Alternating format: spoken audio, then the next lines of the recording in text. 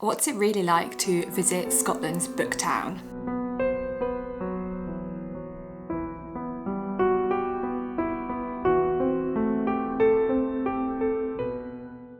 I recently went to Wigtown, which is Scotland's official book town. So in this video, I wanted to share my experience and recommendations for any other book lovers that might be thinking of visiting Wigtown, whether it's worth it or not. And of course, I'll also be sharing what I got from Wigtown. So if you don't know, Wigtown is located in Dumfries and Galloway, which is in southern Scotland, and it was designated as Scotland's book town in 1998. The town itself isn't large, but it has over 20 different bookshops, which is obviously amazing for any book lovers, and I love the fact that each one is slightly different, so they stand out and they're all worth a visit. I timed my visit with their festival, so they have a book festival every year in the autumn that ranges over 10 days, and it has loads of booky type events, and including lots of visiting authors that do lots of talks and loads of activities, guided walks, etc. It's actually really popular. I think it's grown massively in popularity. I think when it started it only had like a few hundred to 1,000 visitors. Now I think over the whole 10 days they have thousands of people arriving, which is pretty cool. In terms of the bookshops, I obviously loved all of them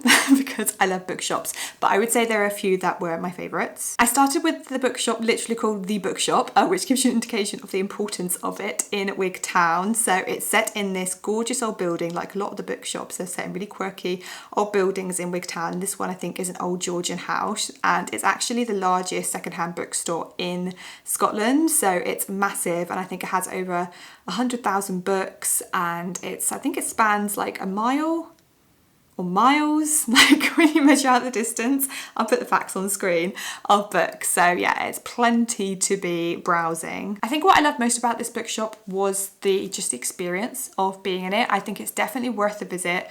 Even just the outside of the bookshop was amazing. They had these really cool sculptures inside. It was filled with the books, obviously, but also all these really quirky old like typewriters and clocks and everything, and it had like creaking floors, a wee staircase. It was just done so well, and I could have spent the whole morning just in there. It was also great for lots of old editions of the books and first editions of books, and particularly for non-fiction. I'd say it was probably less good for fiction, but if you're into non-fiction, then it's definitely the place to go. Another one of my favourites was Well Loved Books. So this was a lovely little shop, again beautifully decked out. I would say that this bookshop was maybe the best for fiction, and I loved the way it was set out, and it was really easy to navigate, and as it says on the title, is like lots of secondhand books, but it's not just secondhand books. They also have a mix of new books and some really lovely titles. I had an idea of the kind of books I would like to read or would like to get in Wigtown, and one of them was cozy mysteries and very autumnal. If you don't know, I am a seasonal reader. I like to read seasonally, so at the moment I'm definitely hunting down lots of perfect autumn books, and they had really nice displays of those. Another one of my favourites was the Old Bank Bookshop, again set in a really cool building, and again I think this was really good in terms of its balance between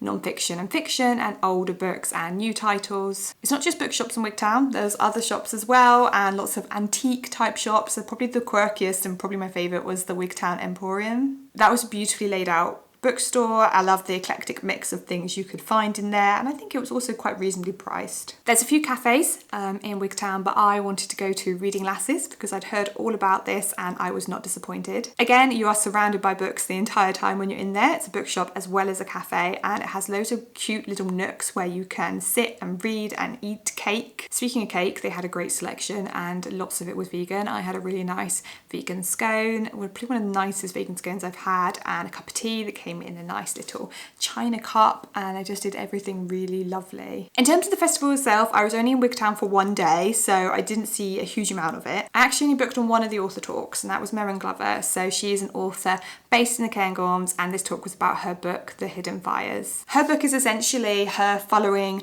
Nan Shepherd's journey. So Nan Shepherd is a very famous nature writer, Scottish nature writer in the UK, and she wrote The Living Mountain, which is a phenomenal book. So Meryn was basically telling her story, and she followed the same journey and the same paths that Nan Shepherd did, but did it in her way. So we got to hear about like her experience of living in the Cairngorms, of being in the mountains, with a more modern take. So I didn't buy the book, but I am definitely putting it on my book list because it sounds really good. In terms of things that I would have liked to see more of in Wigtown, which not much because I think it's idyllic and really lovely. I would have liked to have seen more stalls, or any stalls really, at the festival itself.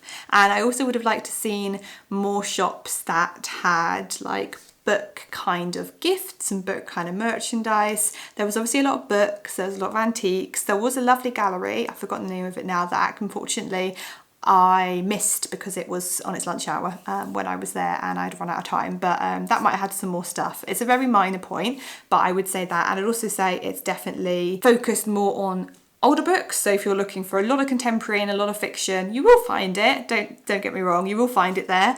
But I'd say less so than like older editions and non-fiction books. It's also worth saying that this area in itself is somewhere in Scotland I've never been before. I live in the Highlands, if you don't know, and it's quite rare that I come this far south, but I'd say Dumfries and Gallery has absolutely blown me away in terms of its beauty, its nature, and the amount of things that they've got on here. Top nature spots around here, I'd say Galloway Forest Park is one of them, and RSPB Wood of Cree. That's like some ancient native woodlands and it looks really beautiful in the autumn. And of course you're right on the coast here, so you've got loads of lovely bits of coastline. In terms of where I've been staying in this Airbnb, which has been beautiful, really lovely, fantastic location, and I did a wee tour for you guys, so I'll cut to that now. So this is the outside of the building here. It's just a wee bothy that they've converted, and I'm staying on a farm.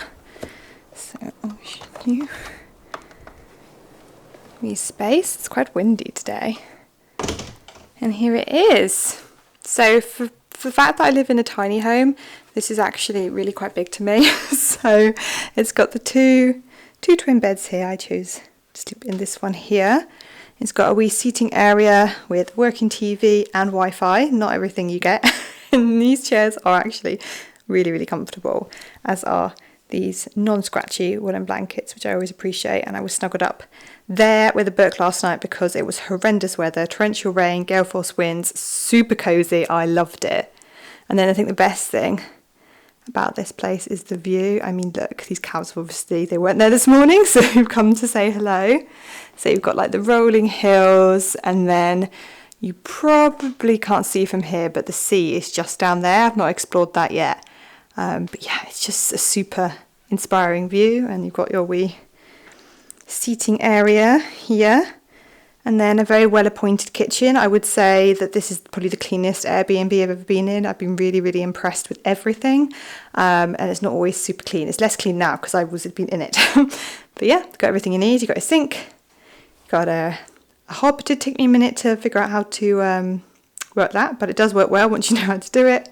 Microwave, nice little teas and coffees bits, and then just got a bathroom in here, very nice shower, and yeah, just sort of a standard bathroom in here. But yeah, it's been really, really lovely, really cozy, really well put together, and yeah, I've thoroughly enjoyed staying here.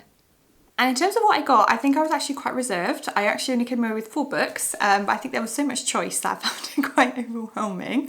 Maybe it's something that I could have gone over 2 days, but I'll show you what I did get. So this is the first book I got here. Just got this one secondhand, and it's just one that's been on my book list for a while. It's one that a friend recommended to me actually, so I've been excited to get into that. And then I got a couple of new books actually that definitely fit in the cozy autumnal mystery vibes. This one in particular just screams autumn to me, and it's exactly what I wanted, and the bookseller said that these are actually really popular as a series, so I think this is the first, or maybe they're not a series and she's just written a few of them, but it's Murder at a Bookstore, essentially a writer who writes murder mysteries. I think she returns to her hometown, and then the owner of a bookstore is mysteriously found dead or mysteriously murdered, and she has to like try and figure it out. So that sounds right up my street. And then this one here, Hare House, I saw this in a couple of the shops actually. I think it's quite new, but it's basically another kind of mystery type thing, and she says on the back that it's set in autumn, in early autumn, so this might be the next book I read. But essentially it's about a woman that moves to Scotland, southwestern Scotland, into a little cottage and into a remote area, and essentially she strikes up a friendship with the landlord, but then when she figures out that Hare House on the estate where she's living is not all that it seems, and there's whispers of witchcraft and local tales of young men sent mad. So again, it sounds great. And then I also got this copy of Gone with the Wind. I do own a copy of Gone with the Wind, but it is very well thumbed at this point and not that pretty, and it's one of my all-time favourite books, and I was been keeping an eye out to try and get a really nice old copy of this, so I was really pleased to get this, and it was only £4. And then in terms of a non-book item I also got a mug, because one of my other big loves in life is mugs as well as books. So I got this gorgeous handmade mug here, and it says Wigtown. Yeah, it says Wigtown on it, Scotland's national book town, and it's just a really beautiful green colour, and I've already had a couple of cups of tea from this and it is perfect. All in all, I would highly recommend visiting Wigtown either during the festival or just any time of year, but I would say autumn is an absolute ideal time to visit. Thank you very much guys for watching. I hope you enjoyed, and I will see you next time.